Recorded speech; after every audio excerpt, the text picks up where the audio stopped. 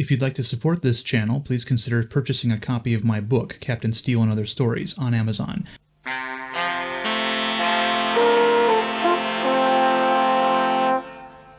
Okay, quick video today talking about something that comes up in discussions quite often as it applies to the whole Starfleet is not the Navy argument.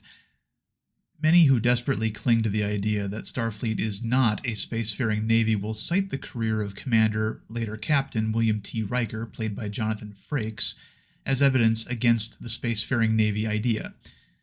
Specifically, they will bring up how Riker was able to turn down his own promotion and command 3 times before finally assuming command of the USS Titan at the end of Star Trek Nemesis. On Star Trek The Next Generation, we learned that Riker was offered a ship called the Drake prior to that series starting.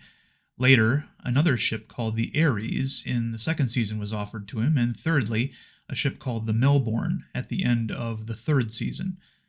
He turned them all down because he seemed to prefer being the executive officer of the Federation flagship. Now that is an assumption on my part, as he's never really revealed why he kept turning down commands. You see, in the real United States Navy, an officer would not be able to do this, at least not one at Riker's level. This doesn't change the fact that Starfleet is still a spacefaring Navy that uses naval rank and recognition, culture, and terminology. But some naysayers, well, they're a lot like a fat lady at a milkshake shop. They're always grasping at straws. The character of Riker does, I feel, break the show a little bit, though. Not completely, of course. Riker being able to stay put and avoid greater responsibility does seem preposterous to anyone who has served and observed a real-world organization upon which Starfleet is modeled. We can accept things like warp drive and transporters, but an officer being able to just kind of pause his career for something like 10 years is one of those weird things we just kind of have to accept. We have to shrug and remind ourselves that, at the end of the day, these are just television shows and movies, and not historical documents about real people. They are fictional characters. Fictional characters. Am I getting through to you at all? And as fictional characters, they serve the show more so than the in-universe organization they all work for. This is how Dr. Crusher could be super promoted from commander rank doctor on the ship to the, quote, head of Starfleet Medical, only to be sent back to the ship 1 year later, still a commander. I have to wonder how disastrous her tenure as the head of Starfleet Medical must have been for her to be right back in the Enterprise sickbay after only 1 year. The real reason was a behind-the-scenes casting matter that eventually got resolved, which was a pity because I thought Dr. Pulaski, played by Diane Mulder, was the superior Doctor character anyway. But back to Riker. The show seemed to be aware that Riker still being the executive officer was a bit of a stretch, and actually used this as the B story in the Best of Both Worlds episodes. The situation wasn't resolved, of course. Yes, this is a stretch, but we're aware of it, and we're moving on, was the message they telegraphed in the story.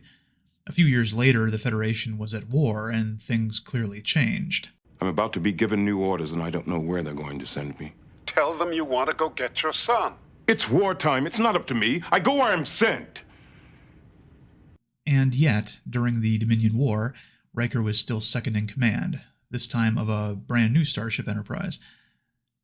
It's no surprise to me why characters like Admiral Nechayev and Captain Jellicoe looked down on Riker even after he more or less saved the Earth from the Borg in the Best of Both Worlds. It was his responsibility to advance and take command of another ship if Starfleet wouldn't make the Enterprise available to him. When TNG started, I kept thinking to myself, when are they going to kick this insufferable Picard character upstairs and give Riker the big chair? It wasn't until after the Best of Both Worlds that I flipped on this subject. Picard as a character evolved from the egotistical, sanctimonious, secular humanist he started off as, and became someone much more tolerable, enjoyable, and interesting as time went on. Riker, in contrast, got fat, and couldn't believably be the Captain Kirk action guy on the show like he was originally supposed to be, leaving that to the Picard and Worf characters. At one point in the show, there was an opportunity to replace Riker without replacing Frakes. when it was revealed that a transporter accident had created a second Riker years before the show's narrative started, and that this second Riker had been marooned on a planet in the meantime. They could have had Will Riker get promoted off the show, but retained Thomas Riker as part of the cast. In retrospect, this may have worked, but it would have also been very risky, as fans didn't exactly like the idea of two Rikers running around out there anyway, and we know the character himself didn't like the idea either.